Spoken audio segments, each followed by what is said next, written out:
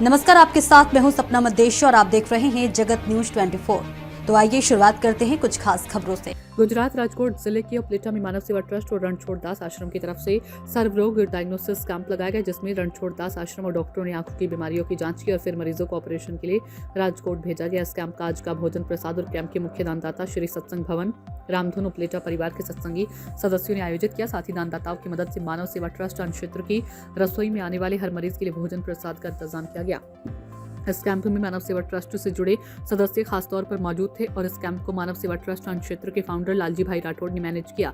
संजय भाई मकड़िया, केशु बापा सिनौजिया, स्मिता बेन मुरानी, समेश भाई आहूजा, धमेचा साहिब खास तौर पर मौजूद थे और इस कैंप को सफल बनाने की कोशिश की। राजकोट से आए दिनेश भाई खाखर खास तौर पर इस कैंप में मौजूद थे।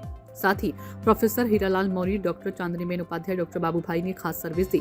मानव सेवा ट्रस्ट की तरफ से उपलेटा शहर में ऐसी कई सर्विस 25 साल से ज्यादा समय से दी जा रही है। जगत न्यूज 24 गुजरात राजकोट उपलेटा से सरफराज गौडी की रिपोर्ट। हूँ परेशभाई राजपरा, गाम उपलेटा। आज रोज मानव सेवा ट्रस्ट द्वारा ઉપલેટાની અંદર આંખનો કેમ્પ દર મહિનાના ત્રીજા રવિવારે થાય છે અને એની અંદર ઉપલેટાના દરેક દર્દીઓ સેવાનો લાભ લે છે। ઉપલેટાની અંદર ઘણા વર્ષોથી અમે સત્સંગ ભવન રામધૂન મંડળ કરીએ છીએ।